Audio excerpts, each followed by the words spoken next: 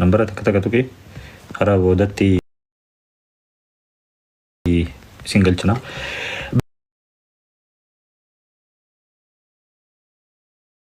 برا بايت سيجوريتين جرام ملء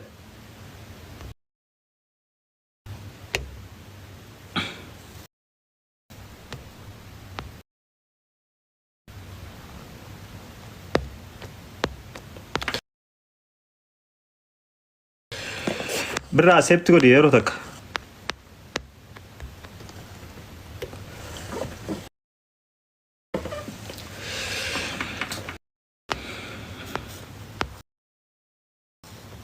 برا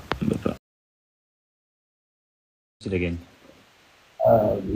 Akadi kumanggaram terfase belum tulamenu na pasai ba ti sai bong ko tonte na ko bele ni ti ko ditu bonte jalka ba so onde nyen anatu doge walite arar to mo wanin den dum do godatin ture emil ko ni kawni namni anga walite arar to yero takalama tadi kat walite arar ten ture wani danji duji mo dimma walite araro ko fan dum wani tayni jecha rede de beni wala bi ne tanji tu me taw khanat atille du fum barbanne gafa duro yan netra du fo ni ya tu na de garulen turre social media ratti wani be wa maredam jinno yan garu ergati salla menu yada atirra e gadu fo amalle wannan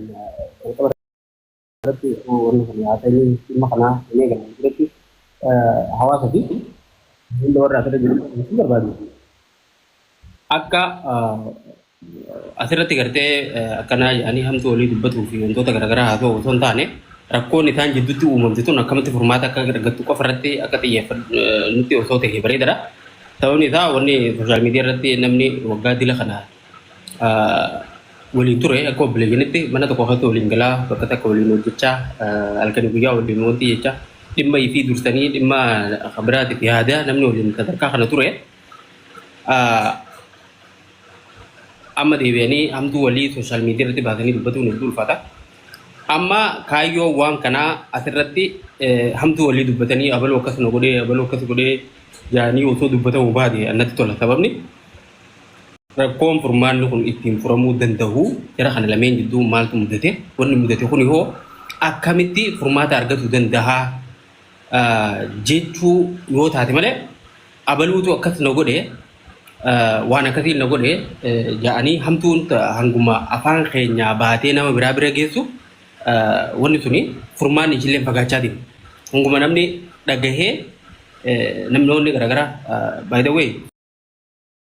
social media itu ambe yun one format alle so one argatu te he one tam format ur guda male format tifidum akan amma je kana tiwoti he male rakkom format kana mali tugudu kamne ko farati woti he fate male abalu to katano gode abalu kana tuwana kati dalage ita katano gode yani yo wal himatu ta de terati rakotu umama di madaranu sabab ni namni social media karena jiru namoda itu wari tiktok re jiru namoda ajantuma dubi nama godatani taani haso social media karena jiran tu unte kala be tani namoota akkati taniif ajandaa godhuu osoo hin taane furmaanni rakkoo tanaa maali waan jiru irratti osoo xiyyeeffannee bareeda rakkoon isaan jidduu uumamte maali rakkoo tanaaf yoo furmaata akkamitti itti goonaa waan jiru irratti xiyyeeffanne yoo wanni hafe tahaa isaan jiraatte akkuma jalqabne sanitti akkuma jalqabaa gaafa amma dura lafatti haasofne sanitti lafatti deebinee haasa'uu dandeenya malee dubbii guutuu asirratti yoo haasofnu taate furmaanni sunuu ni hafa jechuu barbaade. Kanaafuu akka namaan tana jee kana yoo ta'e bareedaan jaanii yaadni kan namoonni biraatti asirratti dhufanii maal akka goonuu qabnu akkamitti isaan walitti araarsuun akka danda'amu irratti marii haa goonuun jaa ammoo isa lameen callaa fi badhaasoo hin danda'amuuf isa akkas nu godhee kun akkas godhee waan akkasii godhee jettanii hamtuu walii asirratti hin baatina namni gammachuu waliin beekaa hamtuullee ittiin jidduu hangas hunda waan wanumaan fedhe sun yoo ittiin jidduu jiraatte baatanii hamtuu waliin dubbatina jechuun barbaadan akka wanti akka ka'umsatti jechuudha osoo dubbii tana haa ta'uun jalqabin duratti waliin hammeessinaadha waan namni itti isin wanti wal fuuldurallee waliin jireenya keessan booressu asirratti hin dubbatina dubbiin hamtuu namuu akka hin dubbanne jechuun barbaada kanuma welcome haroo galatoomaa. Okay. Galatoomaa birraa sagaleen tiyya ni jirti warri mana haroo bagana gaan dhufte. Okay. Asirratti obboleeyyan warni beeku qabdan isin hundi asirratti ammaan tana waan lamaatu jira isin hundi dhaggeeffadhaadha. Wanni lamaan jiru waan jiru guutuu dubbannee furmaata baasuu yookiin immoo waan jiru hundaas gubbatti dubbannee bifa biraatiin osoo hin taane bifuma nagayaatii fi bifa gaariin bifa gaafiilee isaan gaafannuun deebisaa gahaa finnee asuma gubbatti furmaanni san immoo eenyu harka jira isin harka jira hawaasni harka jira yoo isin furmaanni waan fedhe haa ta'u furmaata sanni kanninaa kajattan taatanii furmaata san ammaan tana itti goona dubbii san immoo asumarratti ajjeefneeti asumarratti osoo isin jirtanii walitti fayyifnaa jechuu isinii galee nitorkii eenyu okay furmaata ni kannitanii furmaata yoo kannitan nuti waan manatti haasaan hundaas gubbatti naasawan isinii galaami waan keessaan haasonne guutus finnees gubbatti naasonnu san akkasitti nun eegina wanni hundees gubbatti hin haasayamu immoo furmaata ni barbaanna furmaata sanii isinirraa barbaanna haaroonis dhufee jira yaada haaroo irraa fuudheetiin san boodarraa karaa obboleeyyan keenyatti achi dabarraa haaroo mee waan kana gaa jalqaba irraatilleen keessallee waliinillee haasonne quba qabda asiin si guddisa quba qabda dubbiinis akkamitti akka deemamuu turtes quba qabda ammaan tana waan kana osoo diippilii hin taane sababa isaan itti wal dhaban isaan lamaanuu gaafannee gara furmaatatti dabarramoo lakkii dubbii tana akkanumatti ni ajjeesnaa furmaatas ni goonaa karaa araaratti haa dabarruudha mee yaada kan kee jalqaba. Tole, assalamu alaikum warahmatullahi wabarakatuh. Kam jirtan obboleeyyan kiyya duraan dursee obboleessa kiyya Abdee Shawuu Caalaa Badhoo fi Birraa Inspire hedduu takka galatoomaa hawaasa keenyaa kanas gara jirtan bifama anilleen xiqqoo isinirraa dhibaawatiin ol seene kana mata kaati duraan dursee obboleessa kiyya Abdee waan kana sa'aatti fudhattee kana ifaajjiitti hafaltee waan kana asitti hawaasa irra fidee formaata obboleeyyan keenya kana gidduutti fiduu yaaloo hedduu takka galatoomii ja'a. Ani akkuma ati ammaan tana tuqxee xiqqoo na duratti illee haasofitanii jirtanii gaafa akkuma nama irraa dhaqqabe kanarraa hin fuudha. Yoonii fi silaa waan kana badala dubbiillee keessaa akkasitti asoo hin dhoosne akkuma ati reefu jette maaliif akkuma Oromoon jette garii rifeensa kana nama dura haaddatanii garii ammoo qoma haaddatan jedhanii waan san taatiin jecha arraan tana obboleeyyan keenya kana asirratti asoo isaan hin fayyisne adda hiyyaanu kun waan jala muramee jiru jechuudha. Kun gaarantii inshallah yoo rabbiin jedhe. Kanaafuu osoo nuti jirru wanni kun numa hin taane waan san furmaata san finneetuma asirratti kan fixnee baanu tahaa jechuudha. Waa hundaa'u kan fuuga. Ilfaadhu ashu oliin deebisa. Okay akkana goona.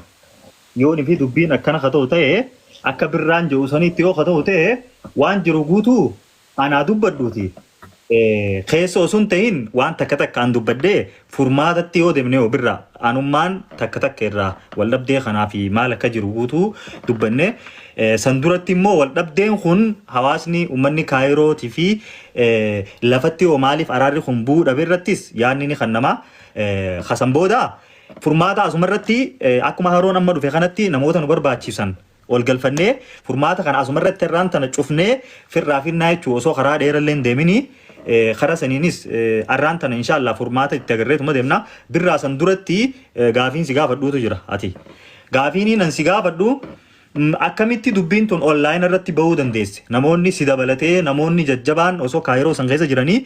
akkamitti haddii kana namni dubbii tanallee sitti natti jalqaba fide sihi yeroo ati natti fiddoon piraank akkanaan irraa dhiisaan isin hin jee piraank irra ogguu irra deebitee dubbiin jabaattuun anis jidduu seenuu danda'e akkamitti lafatti dhumuu danda'e dubbiin tuni mee kanarraa xiqqishoo nu dubbadhu immoo badhaasoo callaa birraa haaros dabalatee ani waan nu barbaachisu furmaata sanii waan akkanaati jennee daangaan hin ibsinu isin hunda akka isinii galutti daangaanii waan aganaati jennee akkana jennee waan ibsinu miti akka furmaatatti nu ifnu immoo in general gooneetuma dubbannaa jalqaba irratti birraa gaafii tana qofa irratti xiyyeeffadhu akkamitti lafatti dubbiin tun akka dhumuu didde mee adda nu baasi. Okay, itu galatome.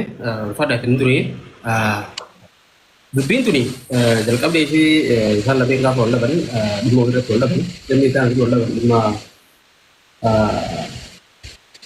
waa'ee diinagdee fi waa walirraa qaban jira. Waan kana irratti wal dhabanii fi waan kana immoo isaan gaakoo beekamu wantoota hedduu waliin dalagaa turanii waliin jiraachaa turanii namni ammoo waliin jiraatu akka obbolee jiru dalagallee waliin qabu. Akkuma jireenya isaanii guutuu waliin qabu faayidaaleen garaagaraa jidduun jirti namni faayidaan jidduu seente immoo obboleeyyanillee wal dhabsiifti abbaa fi ilmaa wal dhabsiifti waan kanarra wal dhabanii gaafa waan kanarra wal dhaban jalqaba anaatu dhagahee gaa namni hedduu isaanitti dhiyaatu fi waliin jiraatu ana waan kana akka obboleessaa tokkotti dubbii tana naan gahanii gaafan jidduutti furmaata barbaadudha isaan lameenuu yaamee wanti jedhu furmaata itti godhuu hin dandeenye sababni hogganni isaan walitti araartee fi waan kanaatu jidduu jira. Makanya namni waa walirraa qabu tokko hanga wanni suni kafalamuufitti walitti araaramuun ni ulfaati yeroo lama yookaan sadii akkas walitti araarteen ture deebiinii ammoo wanni sun hanga ta'utti waan jedhamu gartee wat sagaleen dhagaamu jira dhagaama dhageeffamu jira yaa akkasitti waan kana sababni waan kana waan ta'e jecha ani yeroo walitti araartee hayyee waan kana godhuu ni dandeessaa itti gaafatamummaa kana fudhachuu ni dandeessaa waan jiru na dhiyeessanii keessattuu badhaasoo jechuudha waan jiru kana waan kana itti gaafatamummaa fudhattee godhuu ni dandeessaa waan jiru gaafii na gaafannaan ani ammoo dandeettiin ani qabu furmaata sanii itti godhuu osoo hin taane lameen walitti araarsuudha fakkeenyaaf waan jidduutti badee kana akka kafaltetti kafaluu fi wantoota garaagaraa gaa'ee waan kana hodhati dubbii tana dhiisaa asumatti jechuu waan hin dandeenye jecha sababa kana namoota garaagaratti dubbadhee nama agartee waan kana furmaata fiduu danda'a jiru hedduu gaafadhee ture ani egaa akkuma beekamu sooshaal miidiyaa irratti laayiv hin seenu asirrallee dubbiin akka dhuftu hin barbaadu ammoo gara keessatiin namoota hedduun dubbisee namoota san keessaa tokko abdiidha abdiin ammoo waan furmaata ji'ee yaadu asirra fide namoonni biraa ammoo kanneen an dubbise sooshaal miidiyaa irratti akka baasaniif osoo hin taane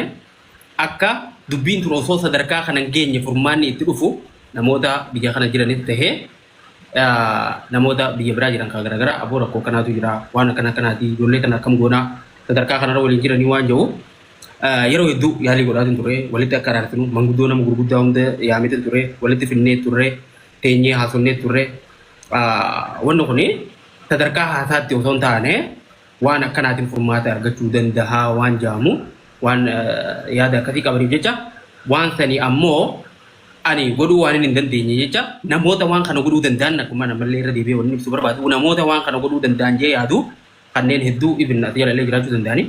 namoota akkasii tanitti waan akkana kan yoo goonee sadarkaa agartee wal gargaaree waan kana yoo goonee waan jiru nama hedduutti dhiyeesse namoonni waan kana nu hubatanii fedhinnaa akkasii qaban hin turre sababa kana isaan kun yeroo waggaa tokko walitti araaraman yeroo xiqqoo buuta namni faayidaan jidduu jirtu deebi'ee wal dhabaa irra deddeebiin akkasii wal dhabaa turan ammallee walitti naannatu ture ayyee dubbuma tana ol baaftanii nama duratti illee wanti nun godhina waan jiru garte namni furmaata wanta akkasii godhuu hin dandeenye si dhagee faayidaan inni si godhu hin jirtu fakkeenyaaf namni jidduu haasee waan ati balleesse gartee si gargaaruu hin dandeenye dubbii yoo dhagee faayidaan inni fidu hin jiru jee waan nama nuyicha ifin dubbii tan namni akka hin dhageenyellee jabo dho'isaa turre furmaata akkuma dandeenyutti itti godhudha jechuudha. Akkuma kaasee kana manguddoo umrii nurra gurguddollee yaamee walitti araarsuudha yaallee turre asirratti maa baaftan yaada jiru namni hedduun akka kaasu nan beeka ammoo hanga dandeenyu qofa osoo hin ta'in hanga dandeenyu ol akka kiyyatti hanga danda'u ol rakkoo isaan jidduutti uumamte kana fiiksi godhuudhaaf tattaafadhee ture namoota hedduudhaan gahee nama gurguddaa yoo gartee nama narra guddaa nama arrii qabu qaba jennee namoota akka illee fidee dhugaadha nun salphifne yeroo saniif dubbii waan akkana kanaati yaanii dubbii adda nu baasanii addaan deemnee aangoonni sun furamuu jenneeti. So namoota gaa waan kanaan itti himaa ture keessaa tokko abdee ture. Abdeen ammoo akkanaan godhaa waan jiru yaada kana fidee sanillee mormaa turre lakkii achirra finnee rakkoo jirtuu fi wanti dubbannee isin xiqqeessinu akkaataa furmaanni itti argamu achirra barbaannaa waan jiruuni abdeen gaa asirratti ol baasuu danda'e. Isaan jidduu wanni biraa osoo kan jiraatu hin tahin akkuma reefu tana kaase faayidaa wayirra wal dhaban namni waliin jiraatu faayidaa wajjin qabaa namni wajjin dalagu dhimma walitti fiduutu jidduu jira. Akkuma beekamu namni waan takka walitti qabu ammoo wal dhabuun hin oolamu. Kanarra wal dhabanii kana caalaa yoo diiteeliin kan barbaachisu ta'e abdeen addatti baasa. Wanni jiru kanarratti ammoo akka furmaataatti fakkeenyaaf haroo dubbiteen turan anjee dhimma kanarratti abdeeni quba qabanii. Namoonni tokko illeen I think abdeen kan ittiin jiraachuu danda'a. Namoonni nani dhimma kana jalqabarraa itti himaa ture kaas jala jiranillee ol bahanii dubbachuu danda'anii maqaa yoo yaamuun dirqaman taane. So wanni jiru kana amma furmaata akkamitti mul'atini maatii kana booda obbolummaa isaanii dursan deebisanii akkamitti akka waliin jiraachuu danda'an irratti akkamitti hojjan hojii duraan karatti addaan murantan itti deebi'anii akkamitti aartii saba kanaa guddisanii hawaasa kana bashannansiisuu danda'an ifiif illee jijjiiramanii hawaasa kana akkamitti akka tajaajiluu danda'an deebi'anii obbolummaan isaanii sun daran cimte akka duraanii sanitti amma ijoolleen tun sadarkaa obbolummaa waliin jiraachuu dhiisi sababa dubbii kanaati badhaasoo ganda biraa kireeffatee ganda kanarra galee jiru. Even amma naafi badhaasoo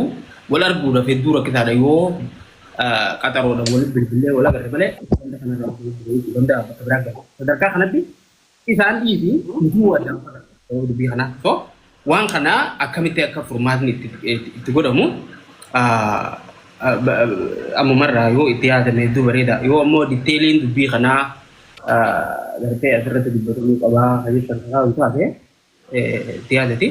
Abdeen faanitti haroonis jirta namoota biraatti wal baasati. Kana caalaa haasawni barbaachisaa asirratti. Ammas akkuma reefu tana kaasee badhaasuu fi callaan ammoo asirratti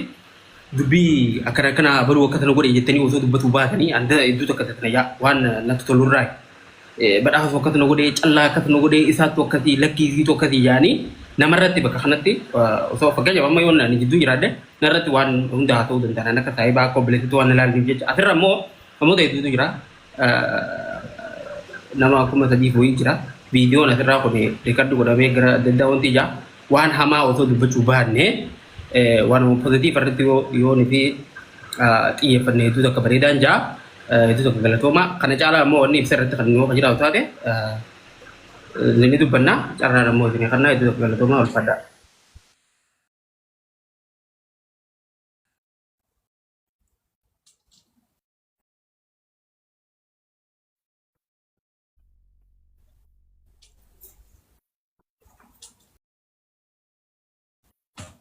Sagalee. Okay, thank you. Asawa dheeraadhaa asoo birraan asawa jala fixee jira. Akkana goona koomantii of isinirraa goonu. Okay, yeroo takka caaltu feesaantiin saadiqee naagalchaadha. I think as jala jira. Saadiqee ol seenii ibsu qottu. Okay. Abdee oguu takka waan takka mention kan hin godhuu fadu anillee kan hin bira darbee jira. Kan hin mention godhuu fade. Dhugaa akkuma reefun tana birraan jee anillee obboleettii maatii koroo kontaaktii na gootee turte akkasuma abdilleeni. So maatiin illeen yaalii isaaniin godhaa jirtu so asumaan asoon xuyne bira dabruu hin barbaanne beekte. So callaa fi eenyu badhaasoon hedduu takkaan wallahi isaan galatoonfadha hedduu takkaan. Like fayyadee agalatoomaa jaan Freddy isaan godhan jechuudha. Obboleen kiyya isaan lachuutu warra harkanu darbee miti. Haya ja'anii waan isin jettan nuu tahaa ni fudhannaa ja'anii isin illeen mala adda addaa illee itti baastee isaan lamaan kana illee fiddee waliin akka sila eenyee haasa'uu dandeenyu illee goonee yaadaa turre jechuudha. Ammoo akkuma beekamu waan takka gizeenii fi manguddoon takka qabdee mangudduma san harka dhiisanii obboleessa keenya abdee waan kana fuudhee ifirratti waan jiru jecha nuti illeen akkasumatti tumsa irratti taana jennee waan kana waliin irratti kan hirmaannu tahee jechumaan barbaadeeti fayyaadee galatoomaa isaanii jechuun fadhaasumaan jechuuf isaaniif sagantaan sagantaas taatee dhiifamaa jiran dheeressee. Abshir, thank you. Saadiqee as jala ni jirta mee caaltu yeroo takka saadiqee faana galchi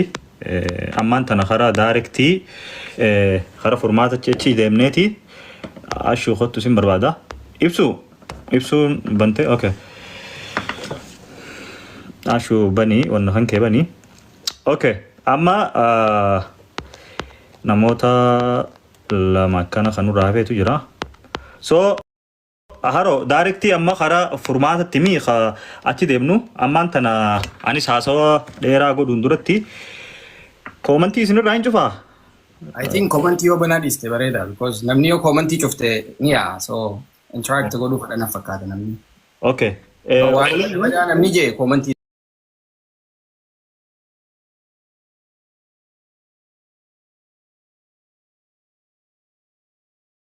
Asanti Vani okay Ashu welcome